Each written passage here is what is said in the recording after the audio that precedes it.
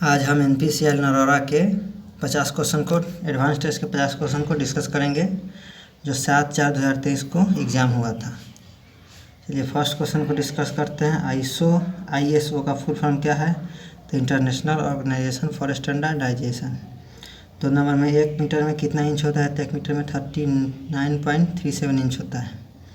तीसरा है 12 mm में कितना इंच होता है? तो 0.472 इंच होता है। चलिए 4 नंबर में हम चलेंगे। 12 mm रिमर होल के लिए रिमर ड्रिल साइज याद करें। यदि अंडर साइज 0.3 mm और ओवर साइज 0.05 mm हो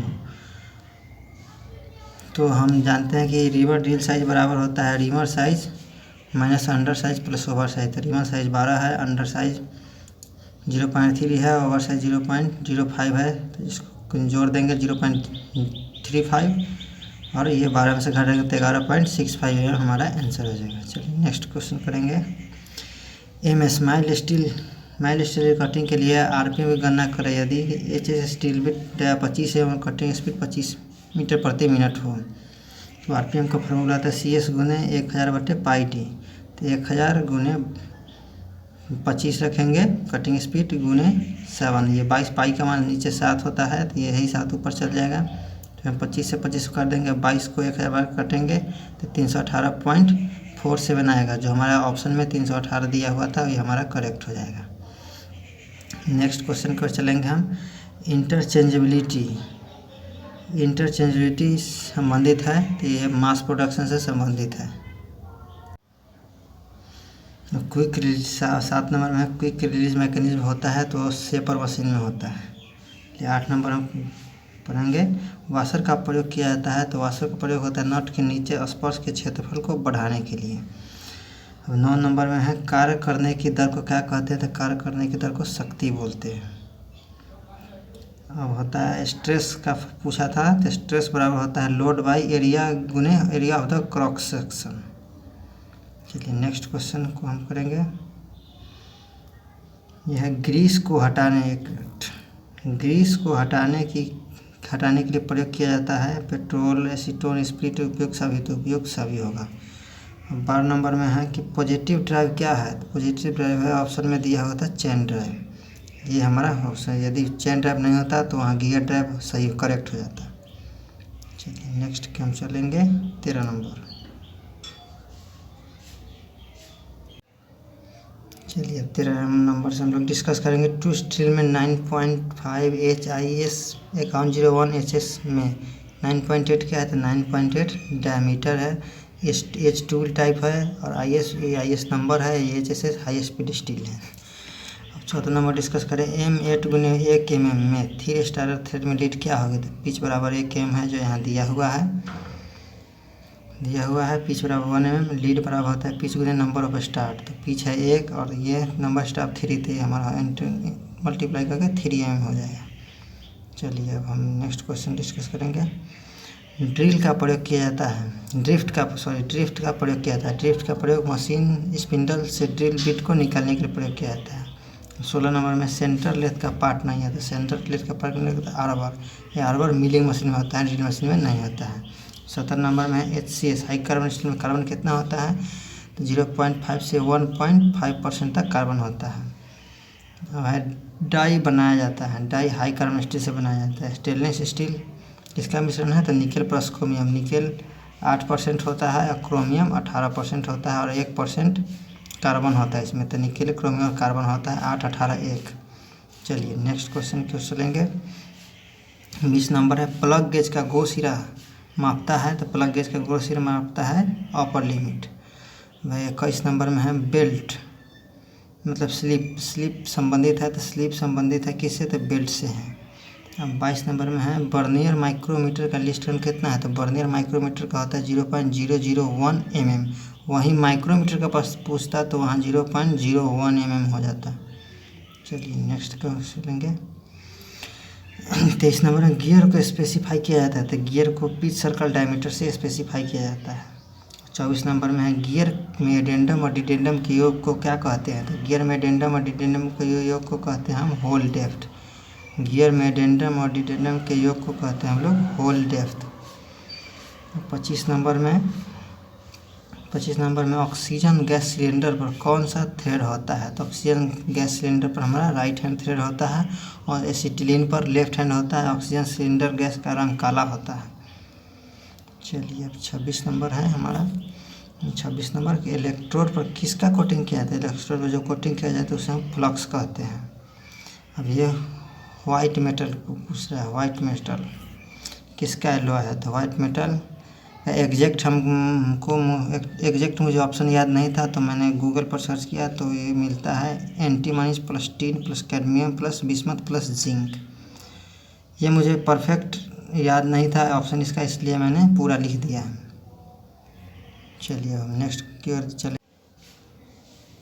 अब 28 नंबर से हम लोग शुरू करेंगे। स्पेल्टर क्या है? तो स्पेल्टर वेल्डिंग डिफेक्ट है। टीपीआई क्या होता है? टीपीआई थ्रेड पर इंच होता है। अब नेक्स्ट क्वेश्चन 30 नंबर है।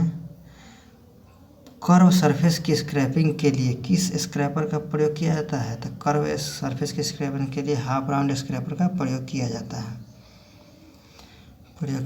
अब नेक्स्ट है हाई टेम्परेचर चेक करता है। तो हाई टेम्परेचर पायरोमीटर से चेक किया जाता है। 32 नंबर है। डिफरेंस टेम्परेचर से होने वाले एरर क्या है? तो डिफरेंट टेम्परेचर से होने वाला एरर रैंडम एरर है। वहाँ कॉन्ट्रैक्ट एरर दिया हुआ था ऑप्शन में, सभी ज़्यादातर लोग कॉन्ट्रैक्ट एरर मारा था, लेकिन कॉन्ट्रैक्ट एरर डस्ट के कारण होता है। चलिए नेक्स्ट क्वेश्चन चलेंगे। 33 नंबर। किस गियर के दांत अक्ष के समानांतर काटे जाते हैं? तो वो स्पर गियर होता है जिसके दांत अक्ष के समानांतर काटे जाते हैं। चलिए 34 नंबर हम डिस्कस करेंगे। स्क्रू को स्पेसिफाई किया जाता है। स्क्रू को मेजर डायमीटर से स्पेसिफाई किया जाता है। और आयरन प्लस कार्बन का मिश्रण क्या बनता है? तो वो स्टील हमारा बनता है। नेक्स्ट चलेंगे वाइस क्लेम का प्रयोग क्यों किया जाता है? तो वाइस क्लेम का प्रयोग किया जाता है जॉब की फिनिश सरफेस को बचाने के लिए। चलिए अब नेक्स्ट है 37 नंबर। कूलेंट का प्रॉपर्टी नहीं है, तो ऑप्शन में दिया हुआ था viscosity, flash point, fire point, due point. तो ये हमारा सभी प्रॉपर्टी है। विस्कोसिटी भी है, फ्लैश पॉइंट है, फायर पॉइंट है, पोर पॉइंट होता है, लेकिन ये ड्यू पॉइंट नहीं होगा, इसलिए हमारा आंसर ये हमें ड्यू पॉइंट होगा। चलिए नेक्स्ट क्वेश्चन है कि बाहरी चूड़ी काटने के लिए बाहरी चूड़ी काटी जाती है डाई से, जो हाई कार्बन स्टील का बना होता है। 39 को हम देखेंगे कि ट्विस्ट ड्रिल में हेलिक्स एंगल निर्भर करता है और रैंक एंगल पर। ट्विस्ट ड्रिल में हेलिक्स एंगल निर्भर करता है रैंक एंगल पर। चलिए 40 नंबर हम डिस्कस करेंगे। 500 माइक्रोन बराबर होता है 0.5 mm। 0.5 mm। हम नेक्स्ट करेंगे 41। वर्कपीस के साथ टूल को घिसने के लिए किया जाता है इंक्रीज क्लियरेंस एंगल।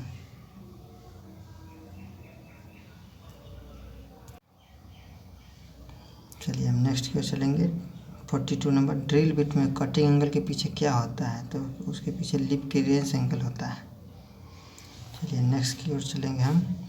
रीमर के दांत असमान क्यों किए होते हैं? तो रीमर का दांत असमान होता है चैटरिंग रोकने के लिए, लेकिन ज़्यादातर लोग गलत मार के आए हैं, इसलिए रीमर के दांत असमान क्यों होते हैं?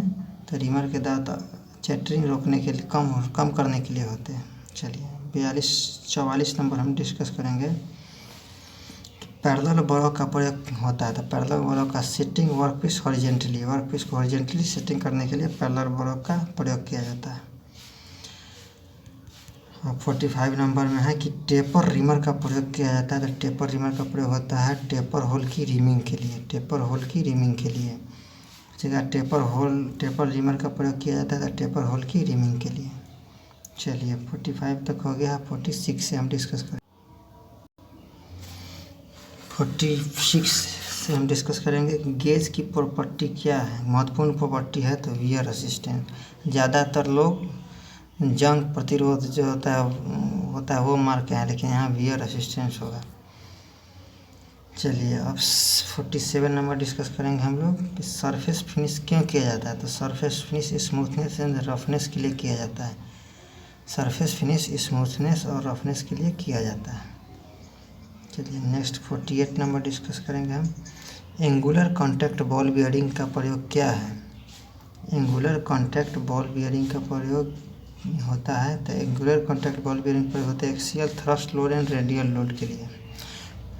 एंगुलर कॉन्टैक्ट बॉल बेयरिंग का प्रयोग होता है axial thrust load and radial load के लिए। चलिए नेक्स्ट की ओर चलेंगे। अब है 49 में है स्लिप गेज का ये न्यूमेरिकल है कि यदि स्लिप गेज की height 100 mm, sine bar length 2 cm तो एंगल ज्ञात करें। तो हम जानते हैं कि साइन थीटा बराबर होता है लंब बटा कर्ण। साइन थीटा होता है हमारा लंब बटा कर्ण। तो लंब क्या है मतलब हाइट, स्लिप गेज की हाइट जो यहाँ 100 mm दर्शाया गया तो हम यहाँ 100 लिख लिए हैं। और साइन बार का लेंथ जो एंगल में टेपर की ओर होता है तो उसका लंबाई हो गया 100 mm। तो एंगल ज्ञात करना तो साइन थीटा लंब बटा कर्ण हो गया तो 100/200। इसको हम काट देंगे तो 1/2 बचेगा। 1/2 किसका मान होता है साइन 30 डिग्री का होता है। तो साइन 30 डिग्री बराबर साइन 30 है तो साइन से साइन कट गया तो थीटा बराबर 30 डिग्री हमारा आंसर हो जाएगा। ठीक हमारा 30 डिग्री आंसर हो जाएगा। चलिए नेक्स्ट क्वेश्चन हम चलेंगे जो लास्ट क्वेश्चन है बेहद महत्वपूर्ण है। 50 नंबर क्वेश्चन। यदि होल साइज 40 पर +0.25 प्लस 0.35 और साफ्ट है यहाँ 40 प्लस 0.025 40 प्लस 0.58 तो न्यूनतम एलाउंस क्या है। तो न्यूनतम एलाउंस पूछा है। तो यहाँ पहले हम होल साइज़ को देख लेंगे अपर लो लिमिट हाई लिमिट क्या है। तो होल साइज़ का लो लिमिट हो जाएगा 40.25 और होल साइज़ का हाई लिमिट हो जाएगा 40.32।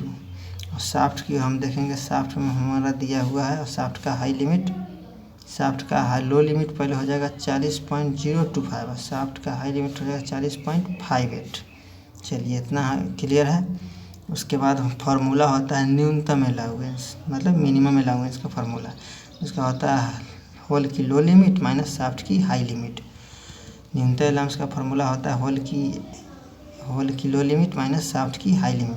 तो होल की लो लिमिट कहाँ है तो होल की लो लिमिट हम यहाँ निकाले हैं 40.25 और साफ्ट की हाई लिमिट हम यहाँ देखे हैं 40.58। तो 40.58 तो हम यहाँ पर घटाएंगे, यहाँ हम दोनों घटाएंगे तो -0.33 mm होता है जो हमारा -330 माइक्रोन आंसर हो जाएगा। तो ये थे हमारे NPCIL तारापुर के 50 क्वेश्चन जो हम बता चुके हैं। यदि वीडियो अच्छा लगा हो तो लाइक करें, शेयर करें, सब्सक्राइब करें और इससे एनालिसिस करें कि आपने कहाँ कहाँ गलती किया है और वो गलती को सुधारें आने वाले एग्ज़ाम में। वीडियो को अच्छा लगा हो तो लाइक करें, शेयर करें, सब्सक्राइब करें और अपने दोस्तों में शेयर करें। वीडियो लास्ट तक देखने के लिए धन्यवाद।